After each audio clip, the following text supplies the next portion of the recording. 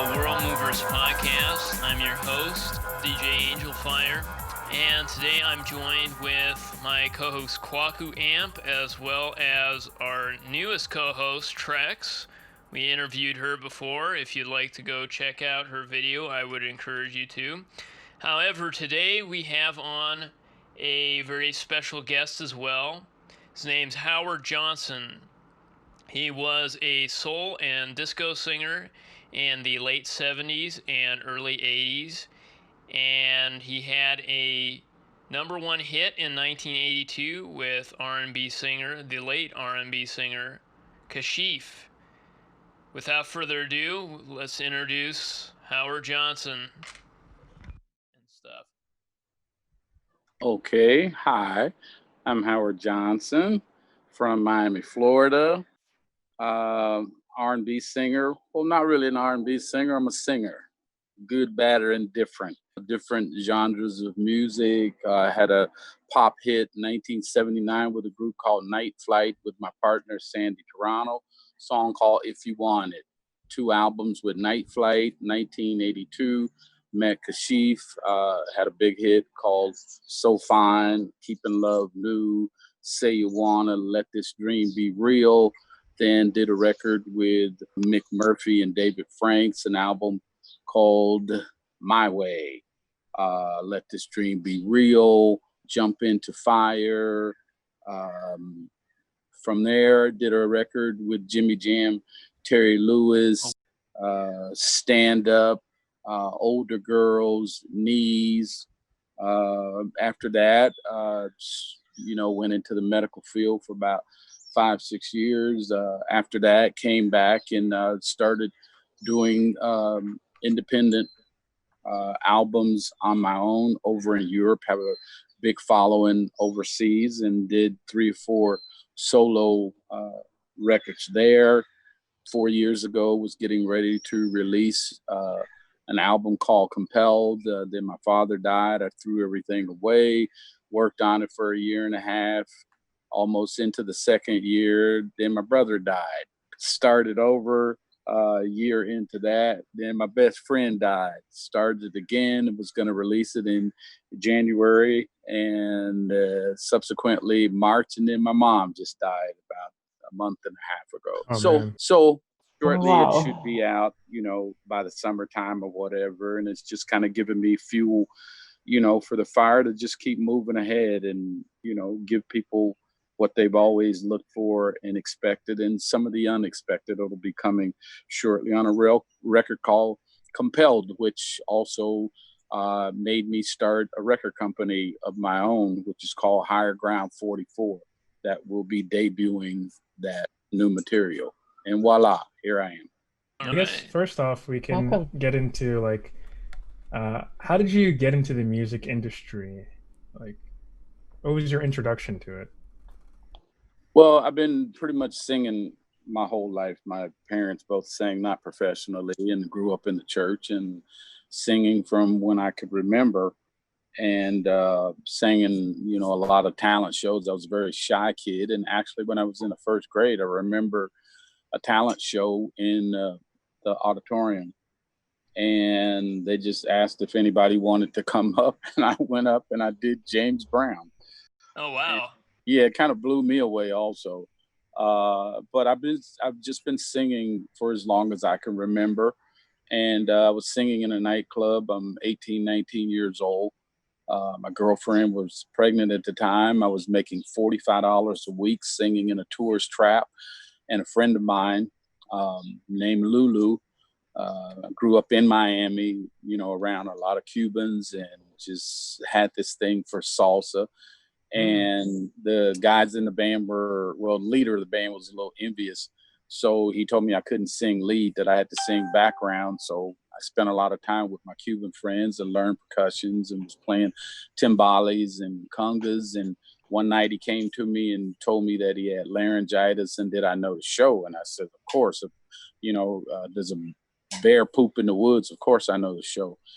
This friend of mine, Lulu, called me on a Thursday night and says, hey, some friends are going to come by and hear you sing, Friday night. And I was like, okay, whatever. And that particular night, these three guys walked in. There was probably only five people in the club. And I sang three songs. I sang Choosing You by Lenny Williams, Masquerade by George Benson, and Al Green, Love and Happiness. And the rest is history. A year later, I had a #1 hit with If You Want It with Night Flight. So nice. That's how I got started professionally. With the 70s and early 80s, there was this change in terms of the music, and you had the disco scene was fading, but there was still very much a desire to get out there on the dance floor, but people were looking for new music. And I'm curious, like, for you, how was that to be a part of the whole dance scene at the end of the 70s and into the 80s? What was that energy like for you? Well, the energy was very high. I mean, it was really indicative, the music indicative of what was going on at Miami. At that particular time, Miami was a drug capital of the world. Yeah. Yeah, there was a lot of cocaine going around, which I never participated in, but the energy was kind of that way. And with the group, when I joined with Sandy, we kind of fashioned ourselves somewhat after Earth, Wind, and Fire, and just wanted something a little more laid back and a little more festive, but not as festive as, speeding on coke or something. That's what disco was at that time. It was like, everybody was like hyped on that. And we wanted something a little more melodic, and Sandy wanted to kind of showcase, the octave range that I had at that time. So to come up with the stuff that we came up with, and a lot of people don't know that I actually had taken the place of a guy named Larry Alexander, because he was the lead singer of Night Flight. And the reason I got the job, because Larry Alexander was the husband of Phyllis Hyman, and he wanted to, go full-time managing her at that time. So that's how I was able to kind of step into the shoes and kind of create my own, brand, so to speak. And I kind of wanted to get as far as I could away from disco also. So Night Flight was part of that forefront that kind of changed that whole disco era. Yeah, it's interesting you say that, because I feel like I have an appreciation for a lot of dance music in the 1990s, and there was a certain point where the music was getting very fast-paced and very aggressive.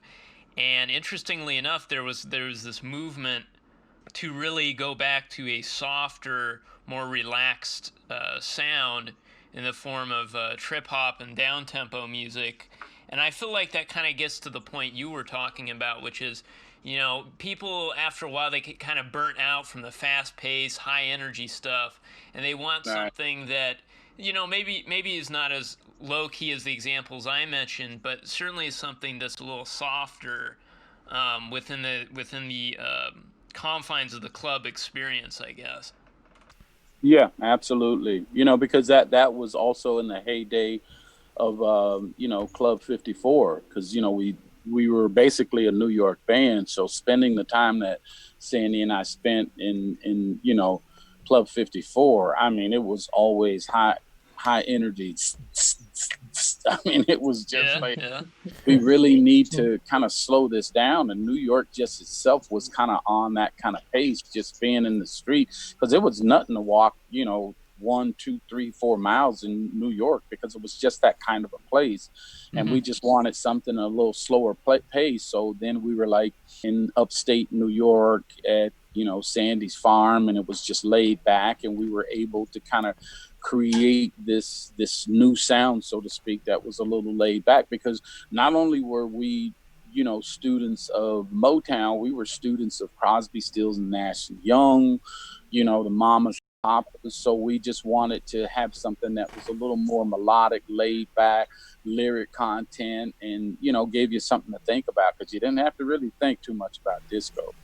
Now, for this next question, can you talk about your Soul Train performance? I believe you were performing So Fine and Keeping Love New. Can you talk about the entire experience? Were you nervous to perform?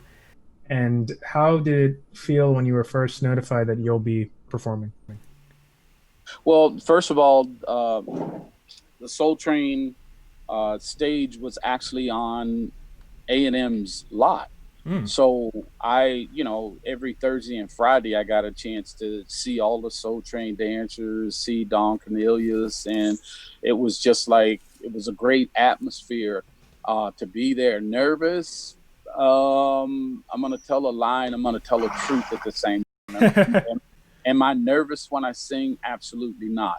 Am I nervous before I sing? Absolutely. But once the first note comes out, it all disappears because I'm my worst critic. So I'm trying to outdo the last time. Yeah. Yeah.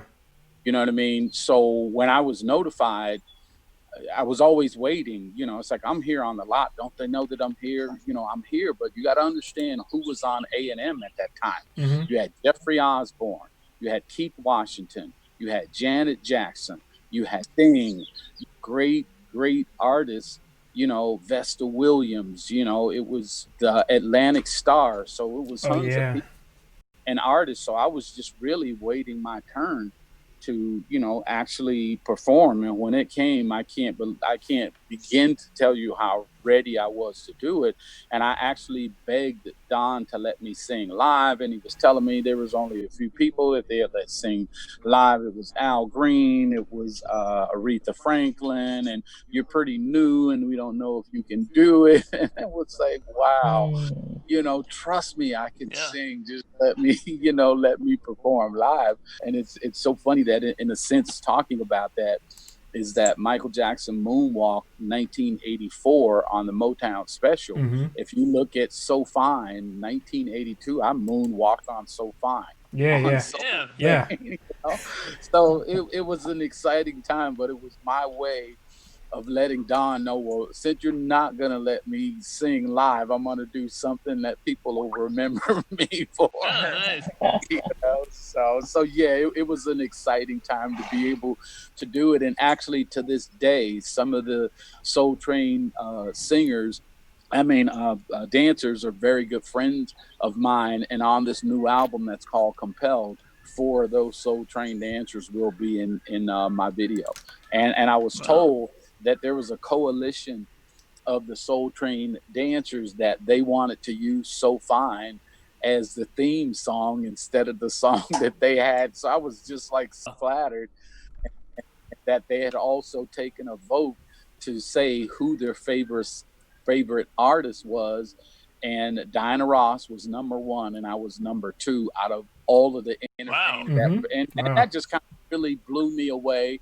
And within that, it humbled me to know that, for Hollywood or the music industry to consider me as a B artist, it was like, I think the people that vote on those things may have a different opinion, just because you're not as popular as, the bigger artists with their budgets and the bigger marketing machine, that, you have people that care about you and support you, so I'm glad I had that. I think, it gets back to, especially as a young person just coming into all this, I know there's a lot of people who are out looking for fans. They want, a huge subscriber count, or they want, a large Instagram following, and you'll see pages with billions of followers, but there's like no engagement. And I think, how depressing is that? You've got all these eyes apparently watching you, but if you don't have a dedicated fan base who really supports you and lifts you up, what have you got? Exactly. I used to get yelled at sometimes, for my wife, because my studio and office is a separate part of, my house. And she'd say, you've been on the internet all day. I've got 5,000, the max that I can have on Facebook, and have X amount of fans in Instagram. And everyone that writes me, that says hello or asks me questions, it's the least that I can do for the dedication to be overseas. And the first time I went back overseas, I performed in Lyon. And I was done with the show probably about 12:30, and I performed at a chateau. And I went upstairs and I took a shower and I came back downstairs. I signed autographs from 1 o'clock in the morning until 7:30. It was non-stop. So the dedication that I saw and I felt for people walking up to me with their kids and a handful of all of the music that I had ever performed on, including 45 guest appearance on other albums. So for a guy to walk up or a girl with a handful of all of my records, the least that I can do is say, bonjour or bonsoir, whatever it is. So that's what I do. And that really means a lot to me to be able to give back. I never got a chance to meet Buddy Holly, Otis Redding, Stevie Ray Vaughan, Jimi Hendrix, but I met people that met them, and I was told that those people performed like it was their last time. And that's how I perform, because believe it or not, one of those times that they performed was their last time. Mm-hmm. So that's the kind of dedication and what I try to give back when I perform. Now, I want to talk about two specific tracks, and maybe just to get the idea of the story behind them and, how they were written and recorded. These tracks, of course, being Keeping Love New and So Fine. So let's start with Keeping Love New. How was the writing process and the recording process when you were making the song? Well, first of all, I signed a production deal with Howard Smiley, with Kashif, Maury Brown, and Paul Lawrence Jones. Mm-hmm. So I walked into a situation that was already pretty much tailor-made for whomever walked into that situation. So all of the songs had been written with the exception of So Fine. Mm-hmm. So, I was trying to convince Paul and Maury and Kashif, hey, I can write. And they were like, well, this isn't that kind of party. You're going to kind of do what we say, and you're a newbie. Yeah, of course you had a #1 pop hit, but that doesn't mean anything to us. Yeah, we had a just big hit with Evelyn King, and, and I was like, okay, so I'm a newbie. So it's like, whatever you say, that's what I'll do. And I think the first song that we actually did was Keeping Love New, and I loved it. And, Kashif and I kind of bumped heads in the beginning, because to me at that particular time, he presented himself pretty much as a frustrated artist, as a producer. And I was a little arrogant then, and I called him on it. And, he didn't like that too much. So we had pretty much finished the album, and he called me in one day and he played the remnants of So Fine, but it was a cake commercial. And there's a cake like a Twinkie that existed in New York. I don't know if it still exists, and it's called a Jake cake. So when I came in, he played this song and it went, Jake cake, Jake cakes taste great. And I was like, dude, I am not singing that. That's the stupidest thing I've ever heard. And what's going on and whatever. So I says, you know what? You can do whatever you want with that song. Give it to Evelyn or whatever. I'm not singing that stupid song. So I left and I came back in the next day, and he goes, sit down. So, okay. I sat down, and then he played, ooh, so fine, blow. And I went, oh my God, you didn't give that to Evelyn. He goes, no, I kept it for your arrogant ass. So, the rest is history. But initially I did not like that song because it was Jake Cakes. It wasn't So Fine as everybody knows it. So, that humbled me also, to be able to understand what a rough is, a rough idea, because things aren't always what they seem. A big lesson for me to learn. Yeah. What was your relationship with Kashif outside of that? Like, when is the last time you spoke to him before his passing? A week before he passed, we talked every week and had lunch. Wow. Yeah. A lot of years had passed that him and I didn't talk, because Kashif was a perfectionist. He would go over, absolutely. He would go over a song 20, 30, 40 times until he got it right. And I came from a different place. I came from a religious background that I would sing from 7 o'clock in the morning till 2 o'clock in the afternoon. And I would come into the studio to work with Kashif at 10 o'clock, and I'd be ready to sing. And, he'd want to hang out until 10 because he was working on something, and we'll take this home and learn it. And it was like, no, just give me the lyrics on a piece of paper. I know how to translate it. So we came from different places, because I came from the school with Luther Vandross, watching him, wow, doing commercials and working on his album. And Luther would sing a song maybe 2 to 3 times. And if it wasn't right, he'd say, today is not today to do it. And I've always believed in that. Normally, the first thing that comes out of your mouth is what's in your heart. So I rarely sing demos, even in my studio. When I'm writing stuff, I'll make sure that I've got the tempo exactly where it needs to be. I'll make sure that the tuning is correct, the tuning that works with my voice in the song.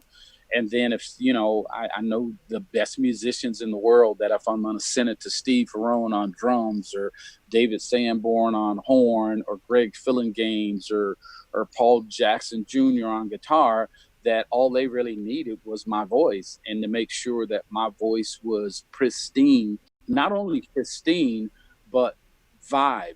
I can tell you certain Al Green songs that the musicians made a mistake, but the vibe, it was just so right that Willie Mitchell went, no way, I'm not going to change that. I'm not going to have him re-sing that, because it was a vibe. It was in the moment. So coming to Kashif was really difficult, because I did so fine in 2 takes.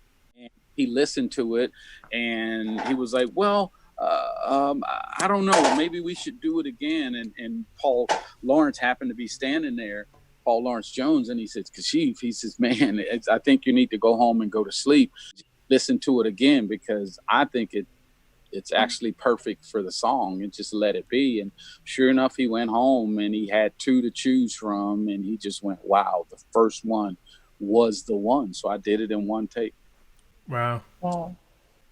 So would you be able to talk more about like how demos work compared from the past and what you're doing now? Like, how do you, like, you said you don't really send demos. Like, what's the culture behind like demos? Like, when you send someone, when you are far away and you need someone to know your voice, mm-hmm. like without looking at the past stuff, or like, how do you mediate between working on something new and like just showing your work? It's somewhat complicated, because at this particular time, with the advent of what goes on with the internet, you I kind of rarely send songs out for other people, because the internet has allowed me to have all of these different alter egos that I have.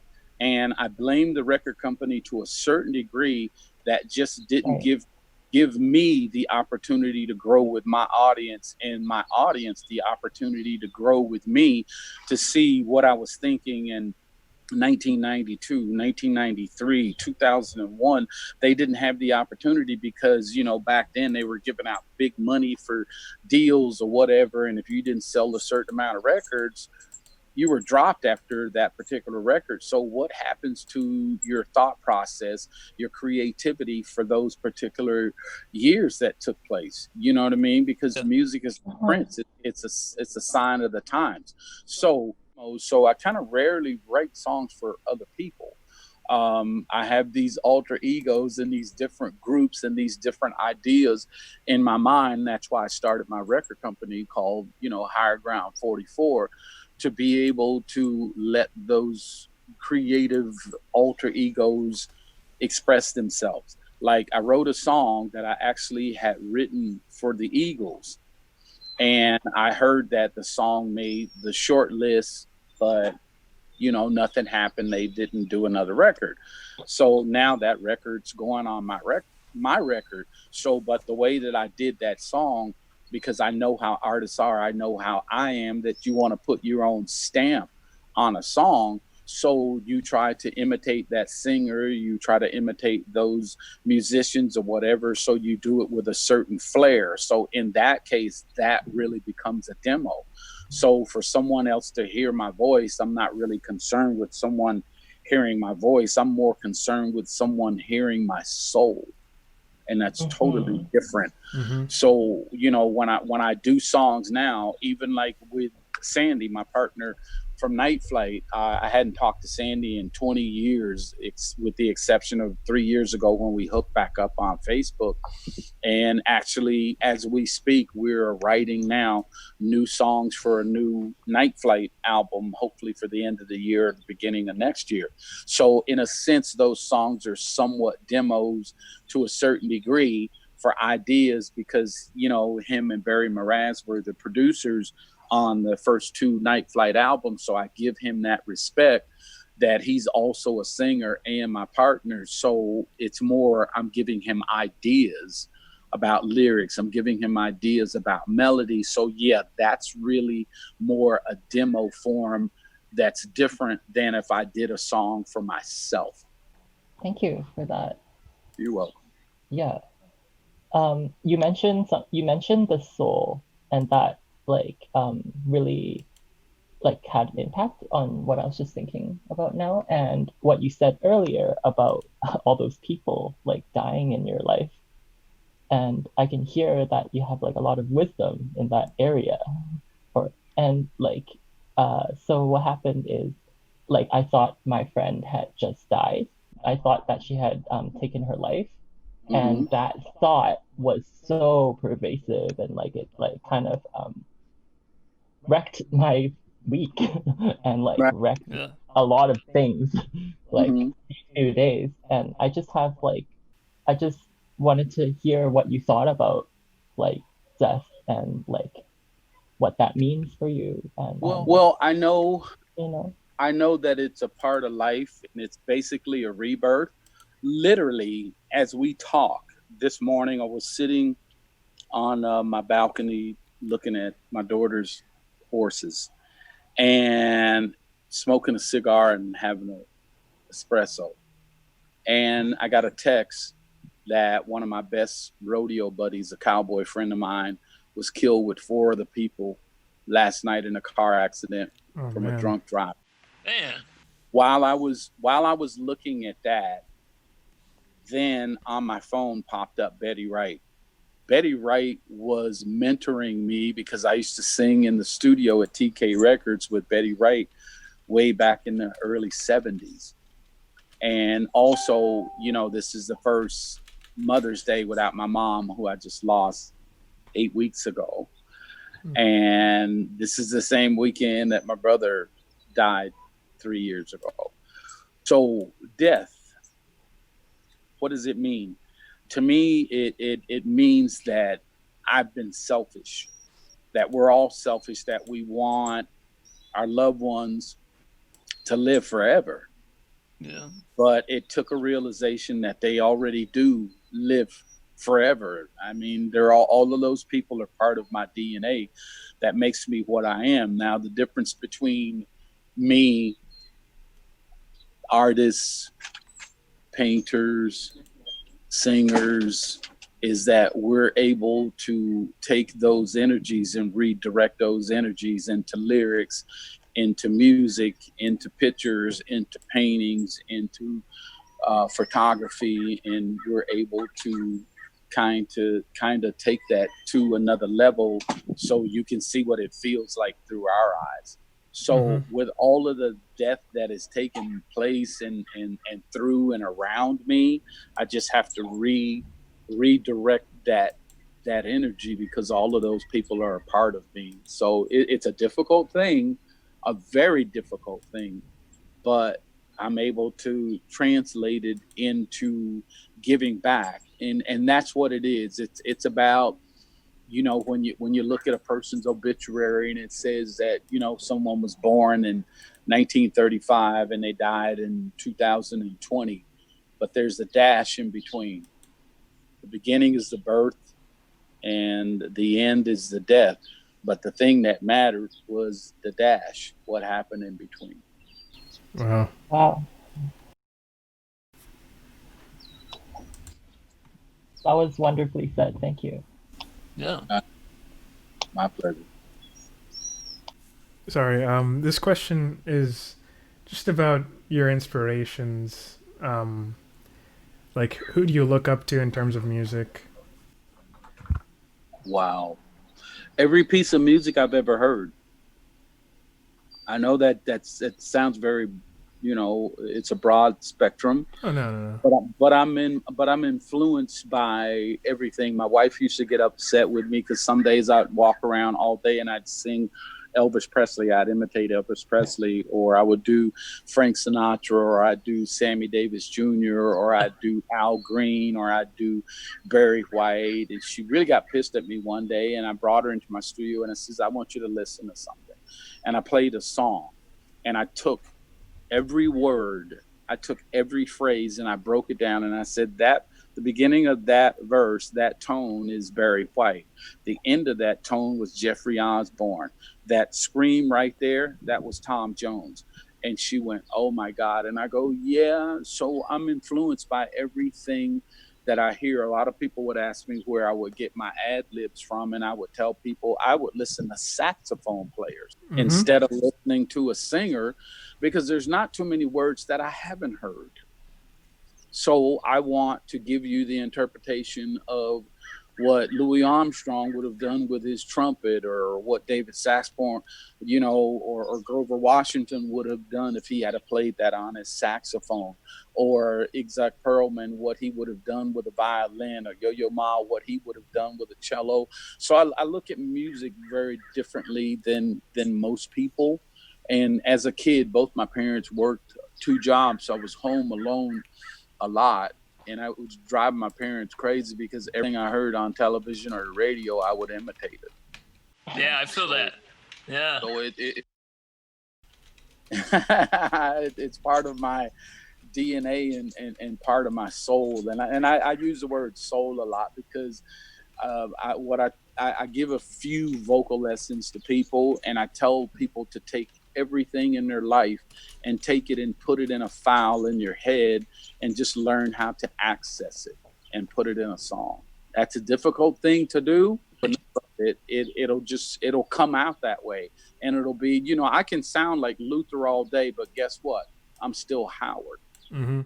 So my interpretation of it comes from my soul. Even though I heard him do it, my interpretation is still going to be different. So that is what? That's my soul.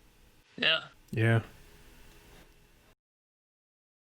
To go back to an earlier point, you talked about working with the legendary Jimmy Jam and Terry Lewis. I'm curious, what was that experience like? Because that's certainly a dream for a lot of musicians to be able to have that opportunity. Well, what it was like in the beginning, I had actually introduced, Jimmy and Terry to Janet Jackson. Wow. But I had lived with my cousin who lived in Minnesota, and the guy at the record company asked me, did I know him? And I says, no, but he made a call and set the meeting up, and I sang something for him in the studio, and they were like, "Oh my God!" And they called back to A&M, and it was with John McClain, and he says, "Well, we want you to do several songs." So the first night I was working with him, and it was just not vibing right. Something wasn't right, so they took me to First Avenue to Prince's Club, and I mean, I partied and had a good time. And what it really did was it broke the ice, because I was kind of in awe of these guys because all of the stuff they had done with the SOS band. But going to that club just kind of really broke the ice. And after 3 nights and 3 songs, I got the compliment that the only person that had sang quicker and got on to whatever the groove was Patty Austin. And they said they had never met anybody besides her that would come in and sing a song in 1 take or 2 takes and just nail. And that was a big compliment to me, that they just basically gave me full reign to do. They let me shine through. Not that Kashif didn't, but when I worked with Kashif didn't allow me to do ad libs. Like if you listen at So Fine, there's no ad libs in So Fine, none. and that really wasn't me, but you know, I accepted it. I'm glad I did it. You know, it was a phenomenal, you know, chart breaking, you know, hit for me, so I accepted it, you know. You mentioned being starstruck. I'm curious, like, what was the first moment you remember working with somebody you really idolize, getting the chance to work with them? What was that experience like for you? Well, I was kind of cut from a different kind of mold. I grew up, you know, in a Christian background, and Christianity talks about holding no man in reverence. So Uh-huh. it may not be a great thing for this particular person to hear this at the time, but the first time I met Jesse Jackson, you know, they call him Reverend Jesse Jackson, and I said, "Hi, Mr. Jackson, how you doing?" And he goes, "You're not going to call me Reverence?" And I go, "No." I don't hold any man in reverence. So I've never really been starstruck in that sense, Uh-huh. because you know the old cliche about once you meet your idol, you probably won't like who. I never held anybody in reverence. I have respect for what it is their body of work may be or whatever, Uh-huh. but beyond that, we're all human. Everybody has things and talents and attributes that are good, bad, and indifferent, and I just accept them as that, and just, you know, respect a person as a person, whatever they present themselves to be. That's what I accept, and that's how I move accordingly. Yeah. I guess maybe this is a bit of a loaded question, but who was your favorite artist or artists to work with? Wow. Probably it's well, he was a singer and part of the group, but more a producer, as Leon Silvers. Just totally blown away with what his work ethic is, and how he gets the vocals that he got out of Howard Hewitt, or working with, you know, the guys from the Whispers and the Silvers, and just his work ethic just, you know, makes me really want to strive to be the best that I could possibly be. You know, I've always wanted to work with Babyface and, you know, Q-Tip. I mean, I can name a lot of people that I'd love to work with, but people that I have worked with, you know, probably Leon Silvers is probably the top of that list, because he's a vocalist and he understands a vocalist and what needs to happen, you know. So Huh. I'd probably say him, but there's a lot of people that I'd love to work with. What is your thoughts about hip hop in terms of sampling music like yours, music from that, disco era and all that? Like, what's your thoughts on that? Well, I think to each his own. Whatever it takes for them to get their creativity out, so be it. You know, I may agree with it, I may not agree with it. If someone sampled my song and made me a ton of money, that's one thing. But if it's all you know and that's all you have to do and that's the way that you can express it, then so be it. I don't really have an opinion one way or the other, because I came in a different era. I mean, I Mm-hmm. grew up on Motown, I grew up on Stax Records, I grew up on Andy Williams, Billy Eckstein or whatever. So what we were really more focused on was our craft. The people that came after us, the P. Diddy's and the Jay-Z, those guys, not that they weren't talented, but those, you talk about branding, wow. It's a different kind of energy now Yeah. than what we were focused on and what they're focused on. Yeah, sure, sure. I have a question about uh, the vocalist aspect. So you said that when you were working with Leon, that like he was a vocalist, so he understood some things that other people might not have. What were those things? What were the things that he understood? Like, The simplest thing is called how you talk to an artist. That sounds crazy. I won't name the producer, and I'm gonna use expletive here. I had a guy told mhm. me, "Get the hell in here! You don't know what the hell you're singing." And I went, "What did you say to me?" He says, I said, get the hell in here, and you don't know what the hell you're singing or whatever. And I says, well, I'm going to come in there and I'm going to kick your ass because you just took away my vibe. You put me in a different moment. You put me in a different state of mind that had absolutely nothing to do with what I was actually trying to accomplish or what you were trying to accomplish. You turned me into a fighter. So with Leon would say, Howard, I know what your encyclopedia of music is in your head and in your vocal cords. Can you kind of give me the tone and vibe of Curtis Mayfield when he sung Fred is Dead? You know that part? Oh, Fred is dead. That's what I said. Let the people. That I can understand. That I can relate to. So how you're talked to is 75% of it. The other 25% of it is someone being prepared, walking into a studio and they've got, you know, Perrier water or the different things that you like that make it comfortable for you, being on time, being professional, and those kinds of things. If those two things are done, there's no excuse, because if I claim to be a singer, I should have no problem doing what? Singing. Very cool. Very, very cool. So at this time, I think we're going to take a 10-minute break, and then we'll come back and finish it up with you. Does that sound good? Okay. All right. See you in 10 minutes, my friend.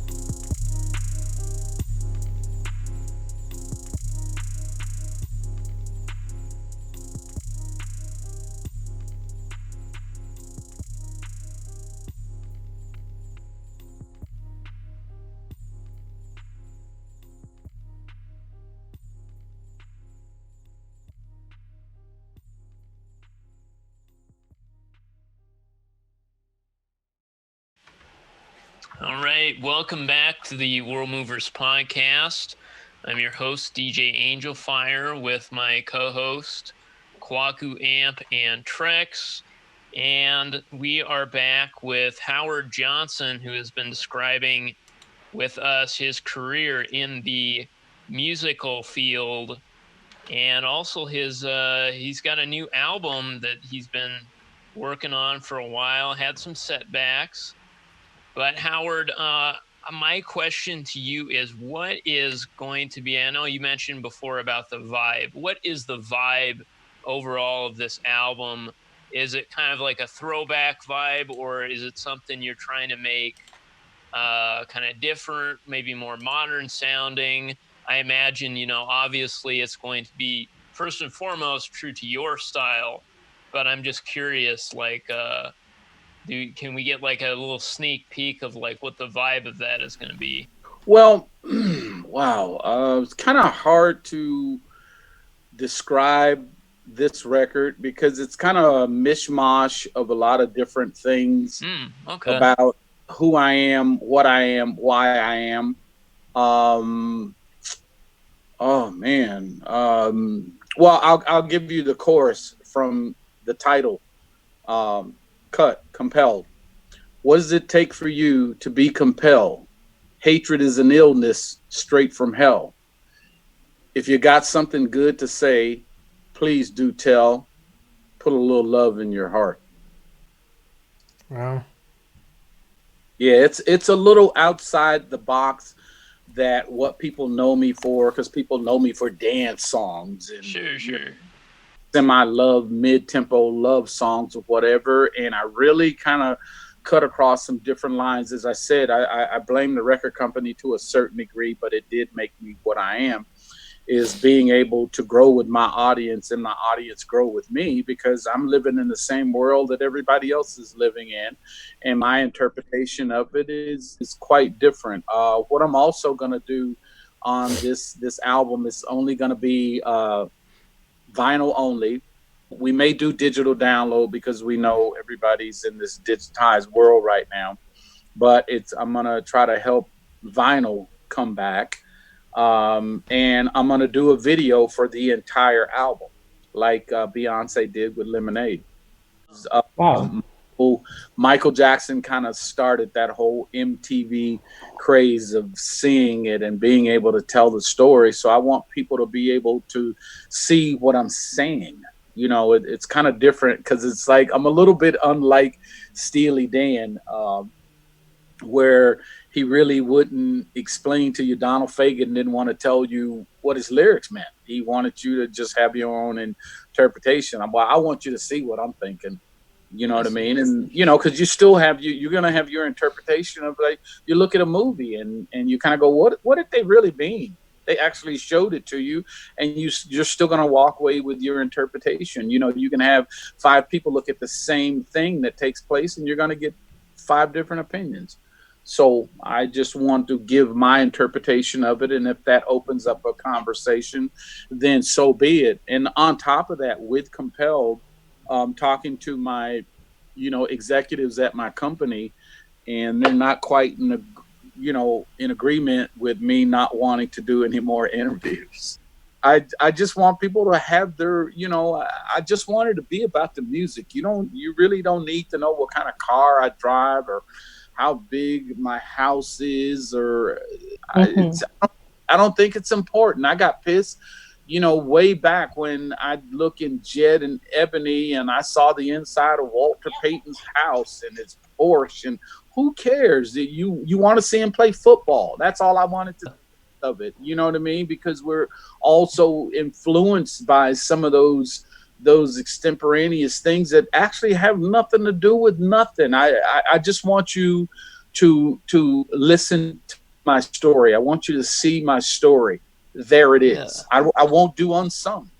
For what? Would you want to see me do today's black version of Barbara Walters? You want to see me sit down and cry about something that happened to me in 1979? Why? What is that going to do for you? It's like when I first met my wife, And my wife's a psychotherapist, and we were talking about certain things, and I sat her down and I says, well, I want to sit down and I want to tell you who I dated, and it's a bunch of stars and artists and personalities from television and stuff. And she goes, let me stop you for a second. And I went, oh, okay, are you offended by that particular girl? And she goes, no. This is, what good do you think that's going to do me? Yeah. Mm-hmm. So I thought about it. What good is it going to do that that I drive a certain kind of car or whatever? I don't want to be idolized. I just want you to like the music. If it moves you, I'll tell you about a comedian. I won't say his name.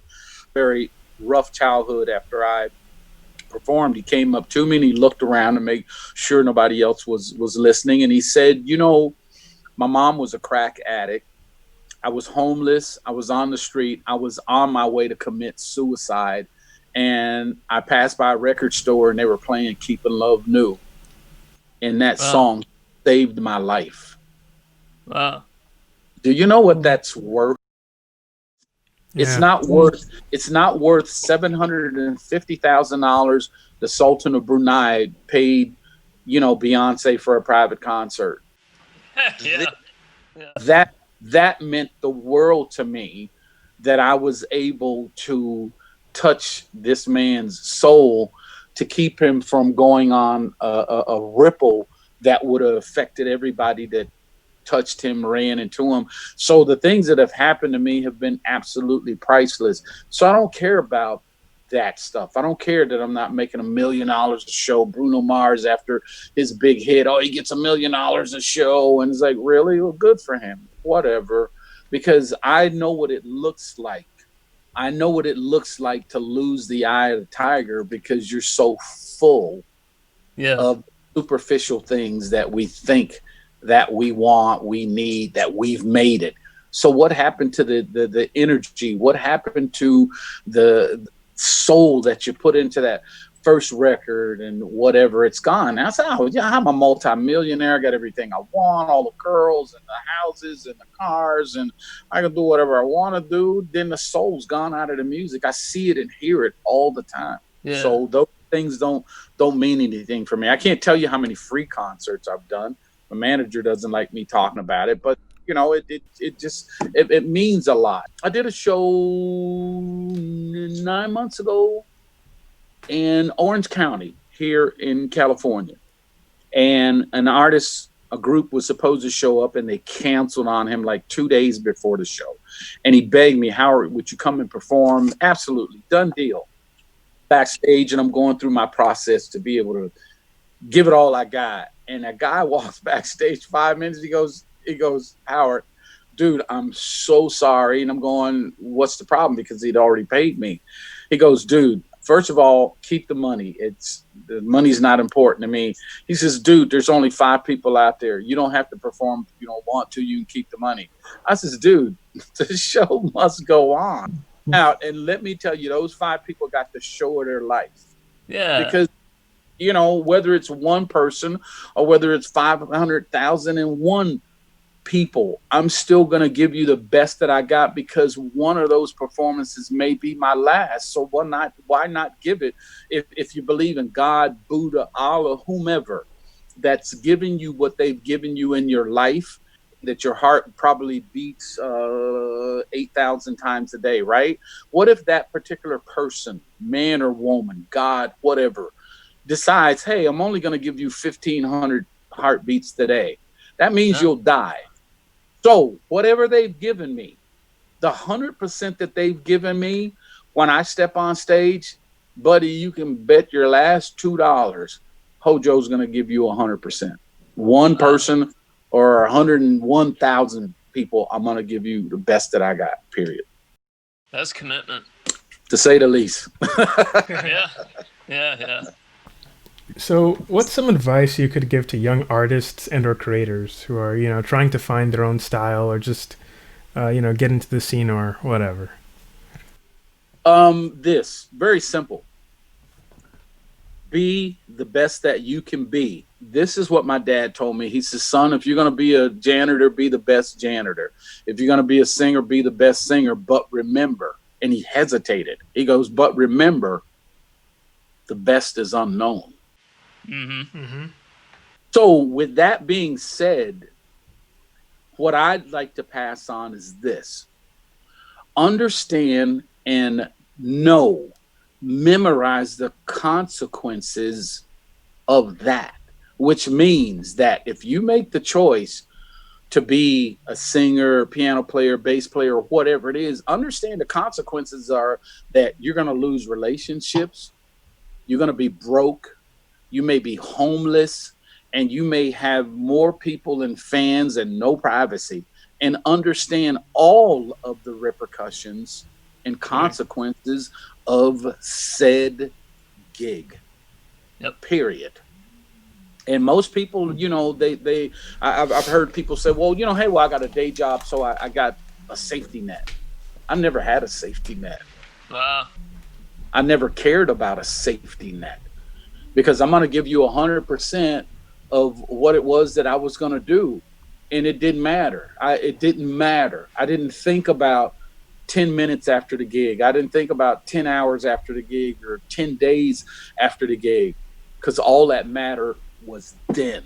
I live in that moment. That's what's important, because the moment you take the energy away from that moment, you've done just that. You've taken away that energy from that moment to worry about, well, what am I going to do? How am I going to get my rent? And, you know, it's like when I tell singers, you know, the hardest thing to do, it's not sing. If you're a singer, that's the easiest thing in the world to do. You know what the hard thing to do is? Getting to the gig. Yeah.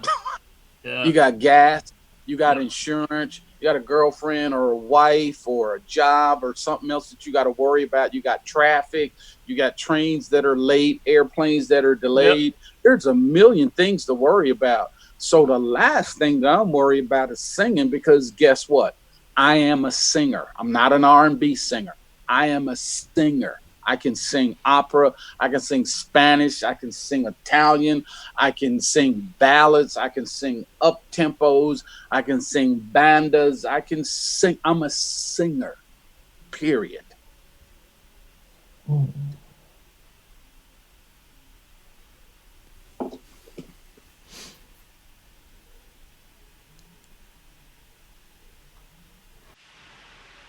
How do you think the industry has changed from when you started in music to now, with, you know, so much of it being digital, being on the computer and all that? How is that for you to make that transition? You know, in some ways it's probably easier, but obviously all this technology you have to adjust to and get used to. I guess that's kind of my question. Well, I look at the industry like this. I'm sure the three of you know what a clean and jerk is by a weightlifter. That means he picks it up, brings it to his waist, he jerks it up to his shoulders, then he pushes it up above his head. Mm-hmm. That used to be done with an artist. If you look at the bar, the weight, as the artist's career, his music, what he's dedicated to. Yeah. And what an artist would do in the past would put his hands on that weight. Then the record company would help him clean and jerk it, take it to the next level. Now the industry is, hey, pal, you do the clean and jerk, you get it up, we'll see how long you can hold it up, then we'll come and help you. So it's a different world. So nothing has changed for me. The only thing that has changed for me is that I could digitally send everything that I've done at home, clean around the world, to the best musicians in the world, to be able to do what they need to do and send it back to me literally in seconds. So that's the only thing has changed for me. I've never, after the fact, dedicated and put the key to my happiness in anyone's pocket ever again. Yeah. It's on me. It's all me now. Do you have anybody in your family, maybe, I don't know, children or nephews or whatever, who've taken interest in producing music themselves, or getting into your line of work? Or Yeah, I got a couple of cousins that are, into rap and trap. And, I basically tell them the same thing: hone your craft, be the best you can be, look at the consequences of doing it. If I can help, I'll help. If it sounds, and it's just my opinion, if it works, it works. My opinion is not the cure all be all. You know what I mean? Because I'm the guy that didn't like So Fine. So what do I know? right. You also mentioned too that you went in the medical field for a time. What was your decision to leave music behind and go into, such a different profession? 1997, I'm a cowboy, an urban cowboy. I rope and I cut and I play polo. So I'm on horses pretty much all my life. One day I was riding one of my rope horses as fast as I could. It stopped, it backed up, flipped over on top of me, broke my pelvis and broke my back. I was a paraplegic. Damn. I was told I'd never walk again. I taught myself how to walk again. I was upset at the industry that the only two people that came and visited me was Stevie Wonder and Jermaine Jackson, who are still some of my best friends. So I was pissed at the industry. So I quit singing and went into the medical field, and was in the medical field for 5 years, and had a patient one day. I walked into a room, and make a long story short, she was the vice president of Warner Brother Music in the UK, and asked me what I was doing there, and told me she thought that I was one of the greatest singers she ever heard. And we were in the elevator going down to chemotherapy for her, and she grabbed my hand from the wheelchair and asked me, "Howard, sing to me." And I says, I nobody at the hospital knows who I am, and I kind of want to keep it that way. I'll come by after work. And then she pulls my hand back down, and she goes, "Howard, I'm dying." Oh, that just took the inside of me. So I started singing "You Got a Friend" by James Taylor real quietly. And when I was done singing, I opened my eyes. The elevator had opened. CEO from the hospital, a couple of doctors and nurses were standing at the open elevator door.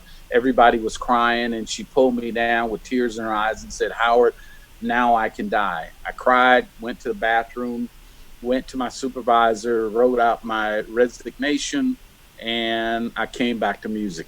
Burned my diploma, my scrubs, and everything that had anything to do with medicine, because it was only one page of one chapter in a long novel that is unfinished. Wow. That is an amazing story. Yeah. I mean, how often is it, right? You're a musician, who's got hits behind him, and now you're a doctor, and you just happen to have a patient who's a CEO of Warner Music, like that, the European or UK division, but still, that's just, what a wild coincidence. Yeah, the chances of it just, yeah, well, it's just a matter of, I'm just meant to do what I'm doing, and that's it. And every day is a different day, and you just keep moving forward, with all the death. And I mean, as we speak today, I'm sad, but yet it has to be a rebirth that, you just got to keep moving forward and take these experiences and give them, to somebody else, so it can be an inspiration and influence for them to use however way they want to use it. So I'm just a conduit. So now, you also mentioned that you did rodeo. What was the decision behind that? I can't think of very many people I know who would say, "Oh, hey, I wanna start doing rodeo." Well, I grew up, like I said, I grew up watching a lot of television, and I loved, cowboy pictures and Woody Strolls and John Wayne. And my cousin was the exercise rider for Secretariat. So I grew up around horses pretty much my whole life. My uncle built all of the polo fields in southern Florida. So I grew up around horses, and I came out to California, and the house that me and my wife bought was a horse property. And, I just rode horses every day. So it was just part of my makeup. There's a black rodeo called the Bill Pickett Invitational Rodeo. I wrote the theme song for that. And on my label on Higher Ground 44, I'm going to release a duo called Christopher and Howard. That's going to be a duo that's going to rival, Brooks and Dunn's for country. Just the many facets, and we all have many facets to us, and I just have the opportunity, the chance to be able to express those things publicly. So I'm just taking advantage of it and putting it out there. Nice. It's amazing to me that you described that 5 years, which from my perspective would sound like a long time. But then you just spoke of it those 5 years. Well, when people talk awesome. about, I like that. When people talk about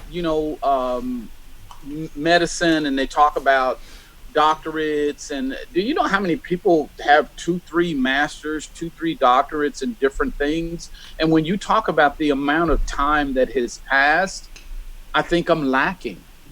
I truly do. I think I could have done more. I looked at the documentary on Jay-Z last week, and I literally sat here in my studio sobbing that I hadn't done enough. That a guy sat on a train to avoid from writing his lyrics on a paper, that he stayed on the train until he memorized it. Man. Let's talk about dedication. So when you look at that, and then I can spend 2-3 days binging on watching stuff on Netflix, I failed. So I strive for more. Have I done enough? Not just for the legacy of others, but for the legacy of me, to say, what have you done? What does the dash look like between 1956 and God knows when? What does it look like? Yeah. So I strive for it every day, to be the best that I could possibly be. And the possibility, like my dad said, the best unknown. Am I worried about it? Nah. Let me just concentrate on being the best that I can be. Period. Well, this has been a really amazing and inspiring talk with you. What's your plans for the future? Obviously, you're dropping this album, and just of course you mentioned about wanting to do music video, but with the record label you got going forward and all this stuff. I guess that's just my question. And then, any shout outs to your social media where people can find you, and just other people you would like to promote.